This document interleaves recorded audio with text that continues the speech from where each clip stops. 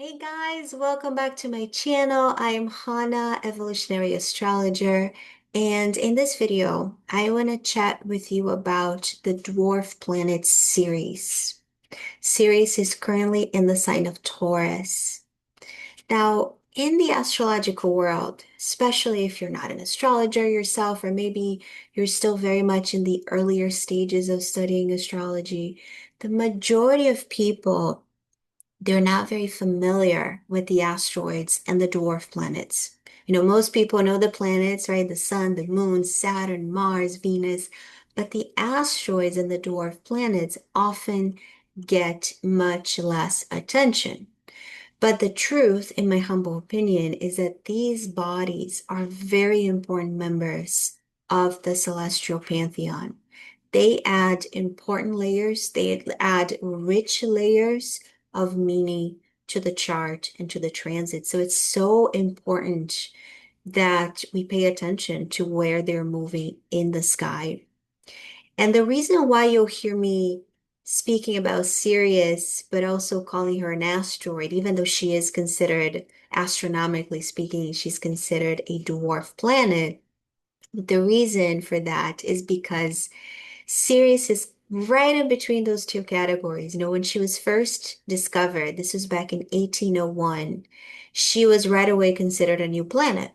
And then later, she was reclassified as an asteroid because they started discovering other bodies very much like Ceres. So they reclassified her as an asteroid. But today, she's now astronomically, officially categorized as a dwarf planet. So, but in astrology, she's still very much in that same category as the other asteroids, the most well-known asteroids such as Pallas Athena, Juno, Vesta. So Ceres is in that box of asteroids. So and she's so important, but she's still considered she's very much considered a dwarf planet as well. So you see how she's sitting between these two categories. Right now, Ceres is going through the sign of Taurus. So she entered Taurus on March 15th, and she's going to be in Taurus until May 29th. So let's talk about that. But first, actually, I'm going to tell you a little bit about her story so you know what themes are connected, astrologically connected to Ceres. So a little bit of story time. She's coming from the name Ceres. She's coming from Greek and Roman mythology. She's the goddess of agriculture, the goddess of fertility and nourishment. And she's very much connected to the cycles of nature. She's the one who feeds our world, the earth. She's the one who makes sure that the earth continues to produce food, the crops, abundance, fertility. So in her story, in her mythology, she's very much connected to her daughter, Persephone. And Persephone in the story, she gets abducted by the god of the underworld, Pluto, also known as Hades. And Persephone is taken to the underworld to become his queen. So Ceres, her mother, is so upset. There's so much grief, there's so much rage, and she refuses to let the earth produce the crops. So the land that was once so fertile becomes now barren. Nothing can grow. And eventually, in the story, long story short, eventually they reach a compromise. And the compromise is that Persephone is going to be with Pluto, with Hades in the underworld for half of the year. And then the other part of the year, she's going to come up and be with her mother.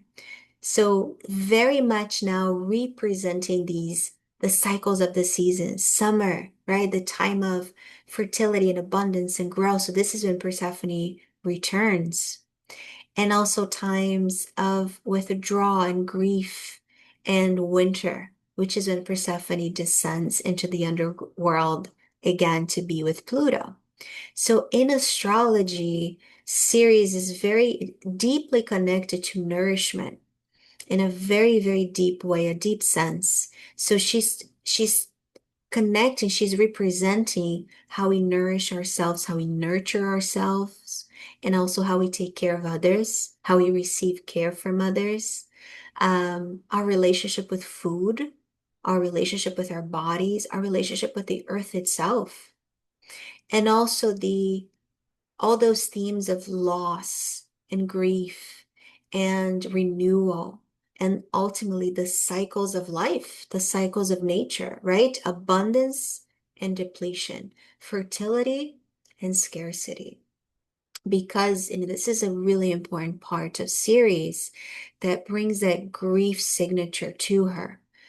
Just as the myth explains the seasons, the summers and the winters, and how in our lives there's that time for fertility and growth and taking risks and abundance and blooming, right? And flourishing, but also times of winter where we need to go within, where what we want and aspire to feels distant and even unavailable. So because of this, Ceres teaches us that the periods where we experience lack, longing, emotional emptiness, this is also part of the nourishment. This is also part of our own inner and outer cycles, the cycles of life itself and the cycles of nature.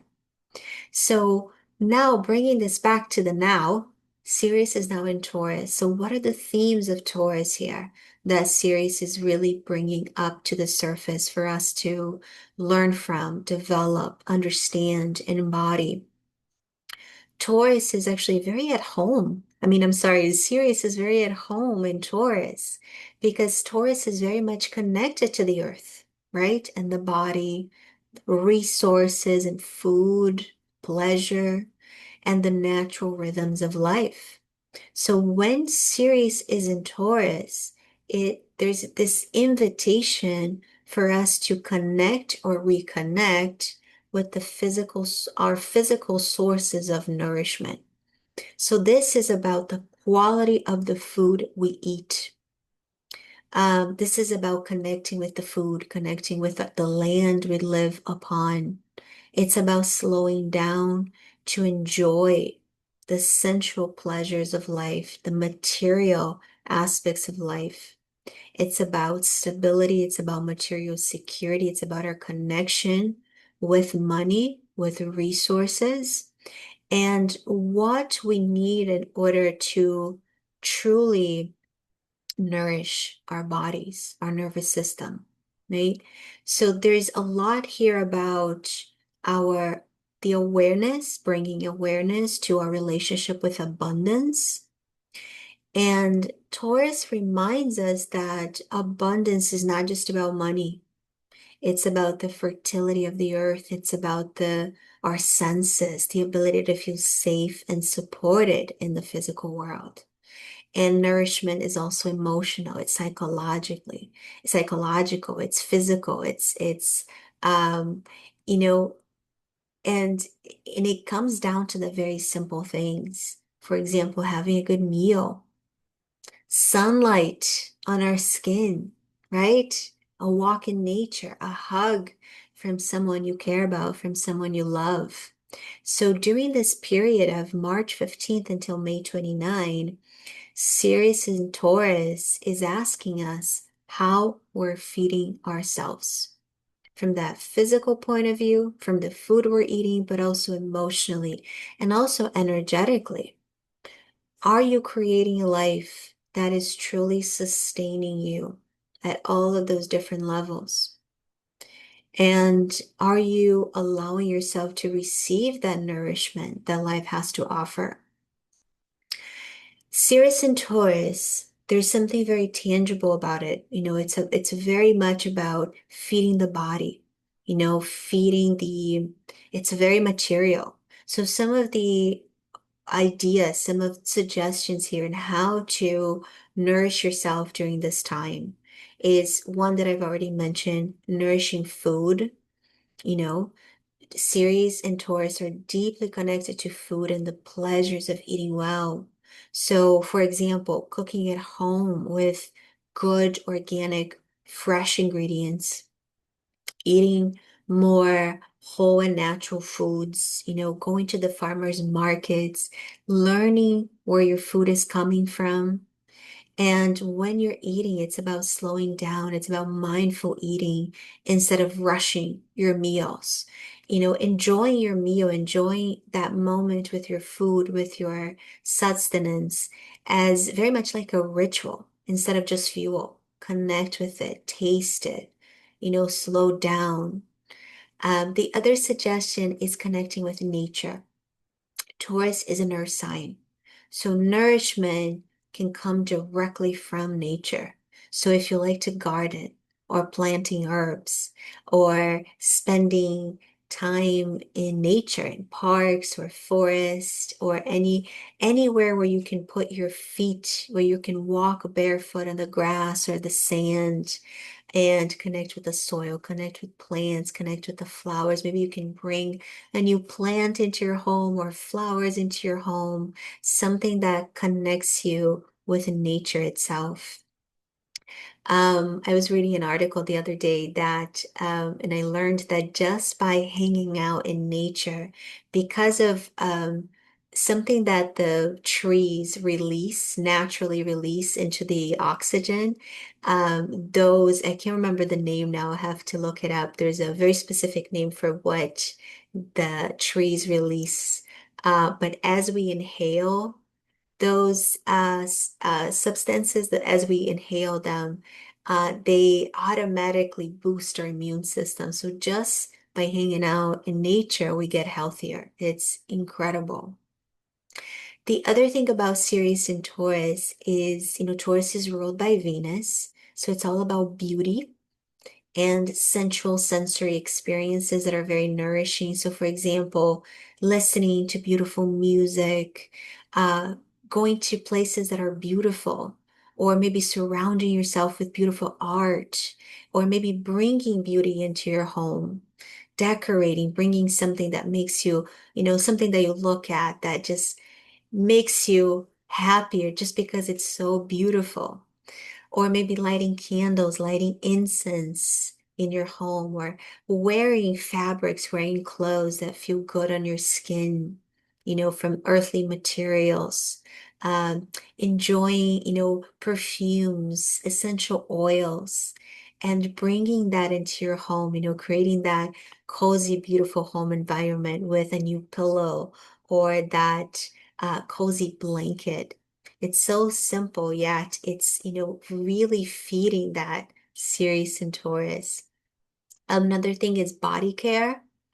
Taurus is very connected to the physical body. So massages, body oils, skincare, rituals, spa, if you like going to the spa or taking a longer bath, also taking care of your physical body and stretching and slow movements, slow, movement practices like yoga, Pilates, or even strength training that's more gentle.